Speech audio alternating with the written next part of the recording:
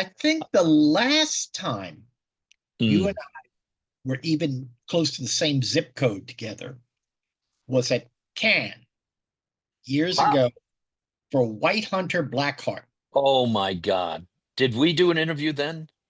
I believe so. I believe Oh so. my God. And Amazing. great movie. Great movie. Thank you. Thank you. My God. A man shows up wanting to help us rebuild our church for nothing more than a place to sleep at night. I don't trust him. It's just you don't know anything about him. I'm not going to turn a man in need away. I don't care what's behind you, as long as you don't bring it with you. You understand? I understand. I was hoping our town would be too meager for General Bork. Maybe he's just passing through. If a man won't go to the devil will come to him. I ain't giving myself to any of you. You say one more word, I'll break every bone in your goddamn body. So, $10 for the virgin. This is when we go, girl. Please help us. I believe you're hiding a couple prisoners that belong to me. Pack it up, boys. I've had enough of this town. How are you still alive? I don't know. Well, how do you do, buckaroos? This is Joe Layton of Cowboys and Indians magazine, and I'm very happy today to talk to actor Jeff Fahey, who, well, I can't say he rides tall because he's really a black-hearted villain in this, but in Guns of Redemption. Well, this isn't your first rodeo, Jeff, but do you feel comfortable in the saddle? Oh yeah, absolutely. I've been riding for years and did a lot of riding, endurance races, the 100 milers and 50 milers. But I think if I'm not correcting your statement, but I think my character Bork does ride tall in the saddle, and it's not that he's wrong; he's just a little misunderstood. Oh, sort of like your character in Badland. I mean, he's not really a bad person. He's No, he just sometimes has to do bad things because uh yeah, but in all honesty, I really enjoyed this film and playing Borg for those reasons, Joe, that you know the antagonist sometimes has a little more freedom of character because things don't have to be justified. Even if they're not justified in the written script, sometimes we can get away with even even worse things. Yeah. well, you also got a nice hat to wear in this one. So That hat is something else. You know, a few people have commented on that. And I remember when the costume designer, when I first arrived to location, I was talking to her and she said, "In the hat, I've got this." And I looked at it, I went, "Oh, up on the side, you know," and so that's interesting. And then she said, and I had this feather I want to put in it. Oh, okay, let's have a look at that. I said, well, I don't know. And she says, no, if you don't want, we can. I said, no, no, let's see how it goes, and tried it on, boom, boom, boom, and it turned out to be great because it was a prop for me. You notice that he has it on sometimes, but sometimes he doesn't. But it turned out to be for me, wonderful, wonderful added piece of the wardrobe that I actually used as a prop. well, I have actually talked to a lot of actors who said that they really didn't get into their character until they got the right, fill in the blank, the right horse, the right hat, the right, shirt. Uh, Mhm. are you an actor who likes to build your character that way? Yeah, and that is very accurate for a lot of people. I mean, the wardrobe, it just starts to fill out. It's another page in the novel that you're writing, if you will. And when you have such wonderful wardrobe people, set designers, wranglers, you know, all of that, and that just builds more. One may have the character somewhat or complete already or not, but let's say you feel you've got the character already, and when the wardrobe starts to happen, and the set and your horse and all of the things that come with this genre, it builds out the character even more. But by the same token, um, sometimes you discover the character right in that moment when you start to put on that wardrobe. But for me, it builds in pieces. Um, but once I'm on the set, that actually is the final element. Because when you can walk onto an incredible set, especially if it's a period piece, but and contemporary pieces also, but it's not that it's not complete until then, but as I said, it takes it to that next place, you know. Um, but yeah, that's why every department, every element of film and theater, and television for that matter, is so important, that adds to it. And is, if we're open to it, and the good people you're working with, man, and they're comfortable bringing great ideas, like this young lady brought the idea of the hat and the feather, which actually turned out to be even a bigger thing with the character, because it really was part of Bork's, his arrogance and his bigger than life without it. He didn't necessarily have to be bigger in volume, even though at times he was, but his actions and the wardrobe, a feather in your cap, right? You know, riding up on a Mhm, horse with a cane, with a mhm. gold.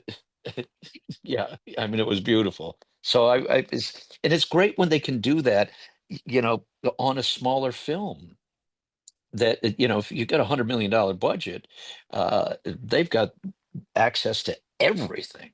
But when you have a film like Guns of Redemption, and not that it's a small film, but it's not $100 million film. I mean, they're working their, you know, they're pulling out every resource to pull in that wardrobe and and the set design, and these guys, it looks and feels as if it were a much bigger film. Do you have a special, oh, I don't know, ceremony uh, when you introduce yourself to your horse when you're going to be on a Western? I mean, Slowly. hi, I'm Jeff. You may have seen me in Lost. Well, I found that most of the horses I've worked with, they haven't all seen Lost. A few of them have. Yeah. but No, but all joking aside, I ease up to the horse. I'll ease up, just, you know, ease up to it, stand near it for a bit, and then slowly walk it and ride it a little bit. It's just an easy process. But when filming, uh, I I'm near the horse as much as possible, so the horse gets used to you. Because then eventually, when those, you know, the riding scenes and the heavy chase scenes, you want that horse to be comfortable with you, and you with the horse before it even gets into the ride. So on a set, riding it as much as I can. And I mean, I'm just talking about just a slow ride, not going into to running fast or anything. That horse gets used to, you're relaxed with the horse knows you. So it's a slow process, but not slow over days, Mhm. because you don't have that much time. But just easing up to the horse, and yeah, because the horse, you know, it can feel you. It knows if you're nervous or anxious, and by the same token, you can feel that with the horse.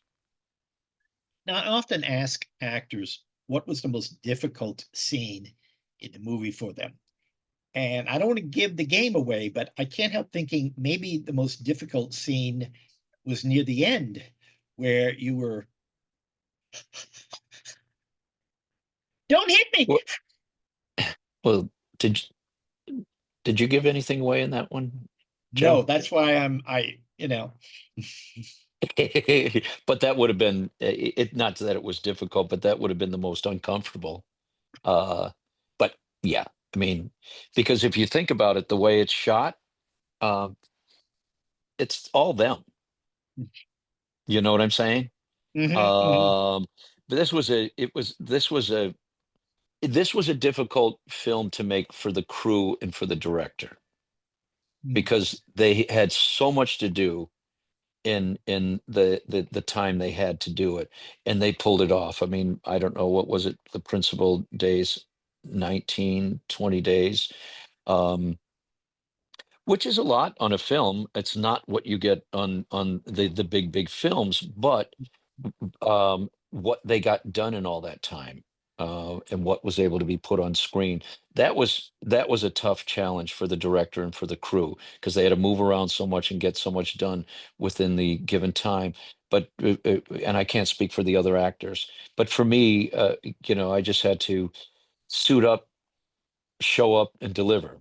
And roll with the jazz. But so I wouldn't say there was anything that was uncomfortable or difficult. Um, but yeah, I just at this point, I give 1,000%, and ease through it as best I can, and deliver the goods. What are you doing in Muscle Shoals? We're recording 4 new songs. We've got a couple songs in this. Mhm.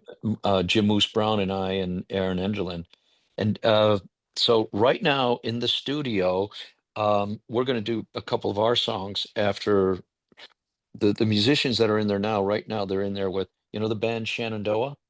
Oh, yes, Yeah, yes. they're re-recording one of their older songs, and Alabama they're going to record a new song, so they're in the studio right now. But we've been doing Moose and Aaron and I have been doing music we're on about our fifth film, Mhm. with guns. And right now we're getting some music ready for another film and for a TV show that I can't tell you what it is right now, but that it's going to be in a TV show. But we do have 4 songs in the Kevin Costner, Morgan Freeman limited series that's coming out, called Gray House, about the Civil War.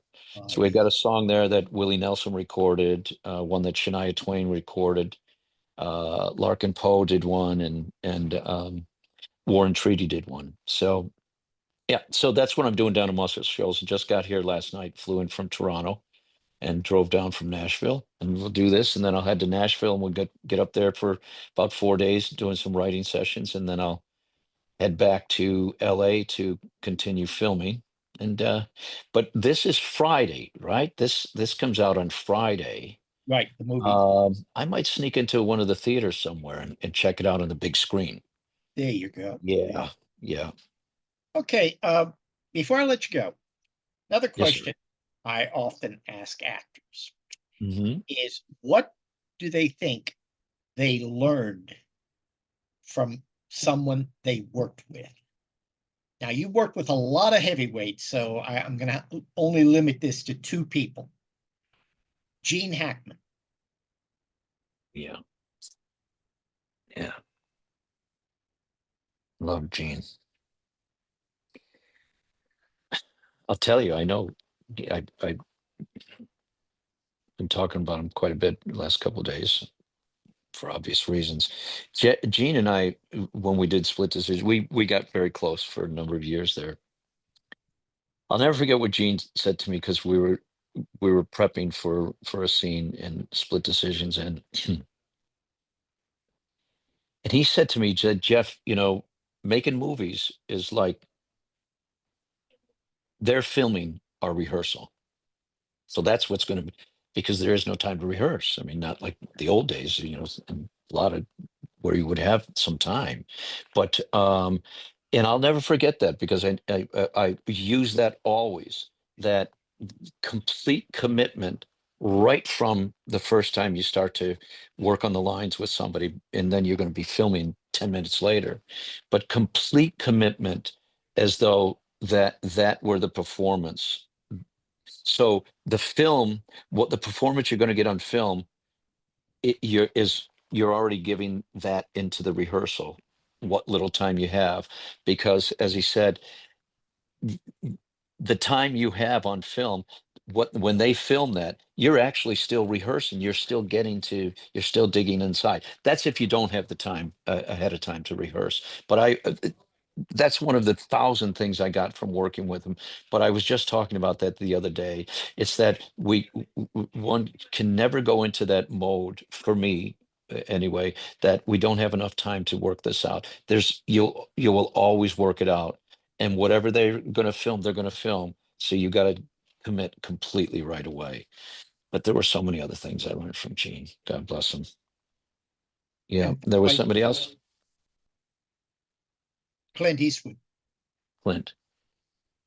To be cool, calm. And you probably heard this 100 times. He just, you get the camera rolling, and he'll say a couple different things.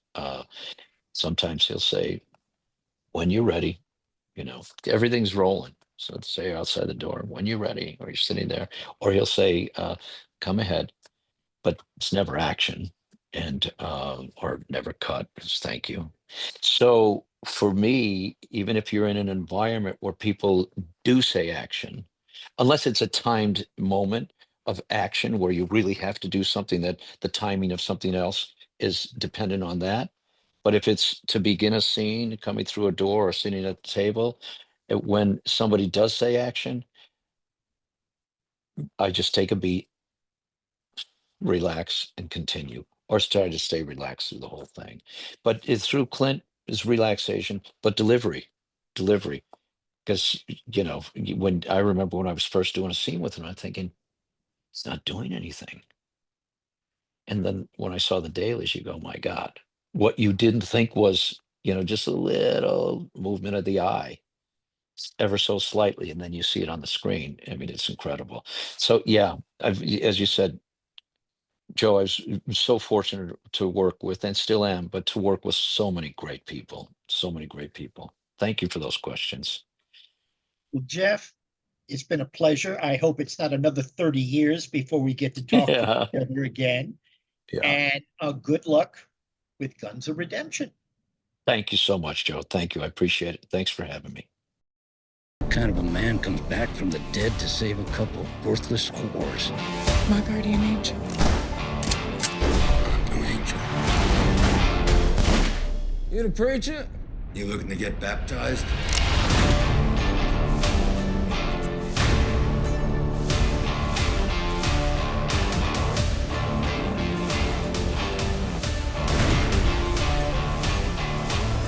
There's nothing in this church that belongs to you other than the sin you brought in.